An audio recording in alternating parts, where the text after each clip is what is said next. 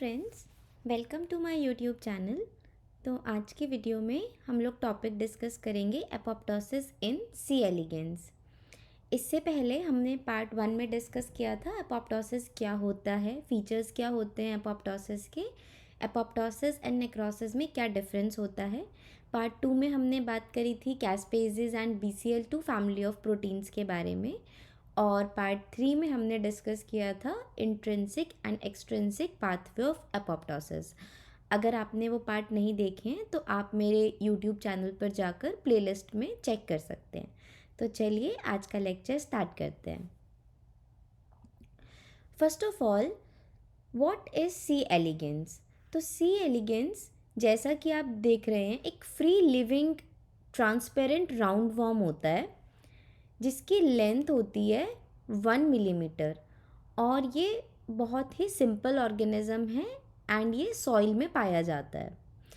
Next होता है कि सिंपल ऑर्गेनिज्म, मैंने वर्ड यूज़ किया तो उसका क्या मतलब है। इसका ये मतलब है कि approximately 10 rounds of cell division में ही ये कंप्लीट वॉर्म बन जाता है, एडल्ट वॉर्म बन जाता है। और एक एडल्ट वॉर्म के अंदर 959 सोमेटिक सेल न्यूक्लियाई प्रेजेंट होते हैं। Nuclei means multiple nuclei present होते हैं, जिसमें से साइंटिस्ट ने all of the 947 somatic cells को ट्रेस कर लिया है, उसके लीनिएज को ट्रेस कर लिया है। देखिए, यहाँ पे आपको एक बात अजीब लग रही होगी कि हम यहाँ पे all of the 947 somatic sales क्यों यूज़ कर रहे हैं। सबसे पहले तो सोमैटिक सेल का मतलब ये होता है कि ये नॉन रिप्रोडक्टिव सेल्स हैं। Next is number of cells कम है, नंबर ऑफ न्यूक्लियाई ज़्यादा हैं। ऐसा इसलिए है क्योंकि कुछ सेल्स जो हैं सिंसीशियल हैं, दैट मीन्स एक ही सेल के अंदर मोर देन 1 न्यूक्लियाई प्रेजेंट है। एंड हर्माफ्रोडाइट वर्ड आप देख रहे हैं, इसका क्या मतलब है। इसका मतलब है एक ऐसा वॉर्म जिसके अंदर male and female reproductive organs दोनों प्रेजेंट हैं। नेक्स्ट, एपोप्टोसिस का जो पाथवे होता है ये कंजर्व्ड होता है। दैट मीन्स कि ये higher organisms like mammals as well as simple organisms like C elegans सभी में परफॉर्म होता है। एंड एपोप्टोसिस का प्रोसेस 947 सोमैटिक सेल्स में से 131 सेल्स के अंदर देखा गया है, ऑब्जर्व किया गया है सी एलिगेंस के बारे में। तो चलिए, अब आपको एक बेसिक अंडरस्टैंडिंग तो डेवलप हो गई है कि सी एलिगेन एक सिंपल राउंड वॉर्म होता है और उसके अंदर भी एपोप्टोसिस का प्रोसेस 131 सेल्स के अंदर होता ही है। तो अब हम देख लेते हैं कि कौन कौन से प्रोटीन्स हैं जो सी एलिगेन के अंदर एपोप्टोसिस में रोल प्ले करते हैं। तो यहाँ पे आप देख रहे हैं कि हमने लिखे हैं वो प्रोटीन्स जो एपोप्टोसिस के अंदर रोल प्ले करेंगे सी एलिगेन के अंदर। उसका कॉरस्पॉन्डिंग काउंटर पार्ट मैमल्स के अंदर कौन सा है। दैट मीन्स जो काम ये प्रोटीन सी एलिगेन के अंदर कर रहे हैं, ऐसे कौन से प्रोटीन हैं जो वो काम मैमल्स के अंदर कर रहे हैं। नेक्स्ट हम देखेंगे उनकी नेचर कैसी होती है और फिर हम उनके फंक्शंस के बारे में देखेंगे। सबसे पहले हमने देखा कौन सा प्रोटीन होता है, EGL1 प्रोटीन होता है। ये प्रोटीन एक्सप्रेस होता है EGL1 जीन से। जब भी हम किसी जीन का नाम लिखते हैं तो स्टैंडर्ड वे लिखने का यही होता है कि हम उसको स्मॉल लेटर्स में लिखते हैं और इटैलिक्स में यूज़ करते हैं। तो EGL1 जीन एक्सप्रेस करता है EGL1 प्रोटीन को लिखने का स्टैंडर्ड तरीका होता है, हम कैपिटल लेटर्स यूज़ करते हैं और इटैलिक फॉर्म नहीं यूज़ करते। तो EGL1 प्रोटीन का मैमल काउंटर पार्ट क्या है, बिम, बिड, बैड, प्यूमा, नॉक्सा, बॉक। अब आपने एपोप्टोसिस का पाथवे अगर आप जानते हैं तो आपको पता है ये सारे नेचर में प्रो एपोप्टोटिक होते हैं। तो इसी तरह से जो हमारा EGL1 प्रोटीन होता है ये भी नेचर में क्या होता है, प्रो एपोप्टोटिक होता है, एपोप्टोसिस को फेवर करने वाला होता है। और ये क्या रोल प्ले करता है, ये करता क्या है, ये CD9 एक प्रोटीन होता है सी एलिगेन के अंदर, उसके साथ बाइंडिंग करता है, उसके कॉन्फर्मेशन को चेंज करता है। और CD9 ने जो कॉम्प्लेक्स बना रखा होता है CD4 डाइमर के साथ, उसको डिसोसिएट कर देता है। नेक्स्ट अब हम बात करेंगे CD9 प्रोटीन के बारे में। इसको कौन सा जीन एनकोड करके रखता है, उसका नाम भी CD9 ही है। अगेन इसका मैमल काउंटर पार्ट क्या है, BCL2। और जैसा कि आप सभी जानते हैं BCL2 एंटी एपोप्टोटिक होता है, उसी तरह से CD9 भी हमारा एंटी एपोप्टोटिक होता है नेचर में। नेक्स्ट इसका फंक्शन क्या होता है, CD9 जो हमारा प्रोटीन होता है ये एक कॉम्प्लेक्स बना के रखता है CD4 डाइमर के साथ। देयर बाय ये प्रिवेंट करता है कि CD4 रिलीज़ ना हो जाए, उसका एक्टिवेशन ना हो जाए और वो फर्दर CD3 नाम के प्रोटीन को एक्टिवेट ना कर दे। तो इससे पता चलता है कि CD9 जो है एंटी एपोप्टोटिक है, ये सी एलिगेन के अंदर एपोप्टोसिस के पाथवे को इनहिबिट करके रखता है। नेक्स्ट आता है हमारा CD4 protein which is encoded bye CD4 gene. इसका मैमेलियन काउंटर पार्ट क्या है, APAF1। एंड CD4 की नेचर कैसी है, ये प्रो एपोप्टोटिक है।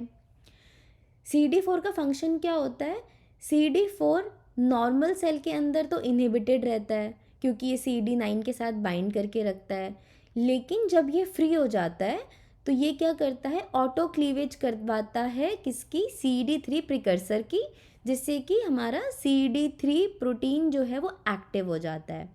CD3 जो होता है ये एक एंजाइम है जिसका फंक्शन कैस्पेजेस की तरह से होता है, और अब हम इसके बारे में नेक्स्ट देखेंगे।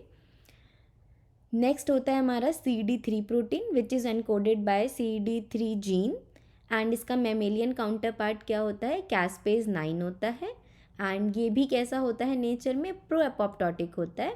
और वंस इट इज़ एक्टिव, जैसा कि आप जानते हैं कैस्पेज 9 हमारा एक इनिशिएटर कैस्पेज होता है, उसी तरह से सी एलिगेन के अंदर CD3 काम करता है और ये एपोप्टोसिस के पाथवे को इनिशिएट कर देता है।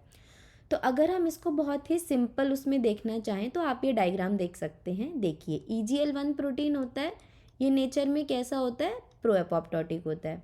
CD9 होता है, ये कैसा होता है, ये एंटी एपोप्टोटिक होता है। CD4 कैसा होता है, प्रो एपोप्टोटिक। CD3 कैसा होता है, प्रो एपोप्टोटिक। तो EGL1 प्रोटीन क्योंकि प्रो एपोप्टोटिक है, ये एपोप्टोसिस को इनिशिएट करना चाहेगा, तो ये इनहिबिट करेगा एंटी एपोप्टोटिक मॉलिक्यूल CD9 को। ऑब्वियस है क्योंकि ये एंटी है, ये नहीं चाह रहा है एपोप्टोसिस हो, तो इसको तो इनहिबिट करना ही पड़ेगा। अब क्योंकि CD9 एंटी एपोप्टोटिक था तो ये प्रो एपोप्टोटिक मॉलिक्यूल CD4 को इनहिबिट करके रखा हुआ था, लेकिन जब EGL1 आएगा और वो CD9 को इनहिबिट कर देगा तो दैट मीन्स हमारा जो CD4 मॉलिक्यूल है ये तो फ्री हो जाएगा। अगर CD4 एक्टिव हो गया तो ये फर्दर एक्टिवेशन करेगा CD3 का, एंड CD3 फर्दर हमारा एपोप्टोसिस सेल के अंदर करवा देगा। तो ये हमने देखा कि कौन कौन से प्रोटीन्स हैं जो सी एलिगेन के अंदर एपोप्टोसिस का पाथवे करवाते हैं। अब हम इसको एक पिक्टोरिक फॉर्म में देखते हैं ताकि हमारी एक बेटर अंडरस्टैंडिंग बने और हमें प्रोसेस और अच्छे से क्लियर हो जाए। सबसे पहले स्टेप नंबर 1 में क्या होता है कि EGL1 प्रोटीन आएगा, जैसा कि आपने देखा ये BH3 ओनली होता है, ये होता है प्रो एपोप्टोटिक। EGL1 प्रोटीन का एक्सप्रेशन हुआ, इसने क्या किया, इसने CD9 which is anti apoptotic उसके साथ बाइंडिंग ले ली। ये जो आप ब्लू कलर से देख रहे हैं ये CD9 मॉलिक्यूल है। तो EGL1 प्रोटीन आया, इसने CD9 प्रोटीन के साथ बाइंडिंग ले ली और उसको कॉन्फर्मेशन को चेंज कर दिया, जिसकी वजह से क्या हुआ, CD9 जो कि नेचर में एंटी एपोप्टोटिक था उसने CD4 के डाइमर को अपने साथ बाइंड करवा के रखा हुआ था। क्यों बाइंड करा रखा था, क्योंकि CD4 भी नेचर में कैसा होता है, प्रो एपोप्टोटिक होता है। तो EGL1 प्रोटीन आया, उसने उसको एपोप्टोसिस करवानी थी क्योंकि वो तो प्रो एपोप्टोटिक है नेचर में, तो उसने क्या किया, CD9 को इनहिबिट कर दिया क्योंकि वो एंटी था, जिसकी वजह से क्या होगा, CD4 जो डाइमेरिक फॉर्म में प्रेजेंट होता है वो फ्री हो जाएगा, जैसा कि आप यहाँ पे देख सकते हैं। डाइमर मीन्स इसके अंदर 2 सब यूनिट्स हैं। उसके बाद क्या होता है, CD4 डाइमर अपने ही जैसे और 3 डाइमर्स को साथ में लेता है, तो टोटल 4 हो जाते हैं, 4 डाइमर, जो कि एक 8 मॉलिक्यूल्स का कॉम्प्लेक्स बनाते हैं, जिसको हम कहते हैं CD4 ऑक्टामर। ऑक्टा का मतलब होता है 8। तो अगर हमारे पास एक डाइमर है और वो अपने ही जैसे 3 और डाइमर को एसोसिएट कर लेगा, तो हमारे पास एक CD4 का ऑक्टामर बन जाएगा। अब ये क्या करेगा, ये CD9 which is again pro apoptotic in nature, उसके साथ बाइंडिंग लेगा और CD3 CD4 एंजाइम का जो एक कॉम्प्लेक्स बनेगा, जिसको हम कैस्पेज होलो एंजाइम के नाम से भी कहते हैं, वो क्या करवाएगा, वो सेल डेथ करवाएगा, सी एलिगेन के अंदर एपोप्टोसिस करवाएगा। तो आपने देखा कि कितना सिंपल मैकेनिज्म है एपोप्टोसिस का सी एलिगेन के अंदर। सी एलिगेन एक सिंपल ऑर्गेनिज्म है, तो उसके अंदर 4 ही प्रोटीन हैं जो इम्पॉर्टेंट रोल प्ले करते हैं एपोप्टोसिस के मैकेनिज्म में। अब कई बार कॉम्पिटिटिव एग्जाम्स में क्वेश्चंस पूछे जाते हैं म्यूटेंट फॉर्म के ऊपर, कि अगर कोई प्रोटीन सेल के अंदर म्यूटेट हो जाए सी एलिगेन के अंदर, तो उससे प्रोसेस पे क्या इफ़ेक्ट पड़ेगा। देखिए, इसको समझने के लिए आपको पहले ये याद रखना पड़ेगा कि इंडिविजुअल लेवल पे उस प्रोटीन का क्या फंक्शन है। अगर मैं आपसे पूछती हूँ CD3 का क्या फंक्शन है, तो आप कहेंगे कि ये नेचर में कैसा है, ये प्रो एपोप्टोटिक है। अगर मैं आपसे पूछती हूँ CD4 का क्या फंक्शन है, तो आप कहेंगे ये प्रो एपोप्टोटिक है। अगेन अगर मैं आपसे कहती हूँ कि CD9 का क्या फंक्शन है, तो आप कहेंगे कि ये एंटी एपोप्टोटिक है। ठीक है। नेक्स्ट, इन क्वेश्चंस में एक वर्ड यूज़ किया जाता है single mutant and double mutant. Single mutant का मतलब सिंपल लैंग्वेज में आप ऐसे समझ सकते हैं कि सिर्फ एक वो ही प्रोटीन म्यूटेटेड है, सिर्फ एक वो ही प्रोटीन है जो ख़राब है और वो काम नहीं कर रहा है। और डबल म्यूटेंट का मतलब है कि 2 प्रोटीन हैं जो म्यूटेटेड हैं, काम नहीं कर रहे हैं। ठीक है। तो सबसे पहले क्वेश्चन होता है कि अगर हमारे पास CD3 का सिंगल म्यूटेंट हो जाए सेल के अंदर, तो क्या होगा। तो CD3 सिंगल म्यूटेंट का मतलब क्या है कि सी एलिगेन के अंदर CD3 प्रोटीन काम नहीं कर रहा है।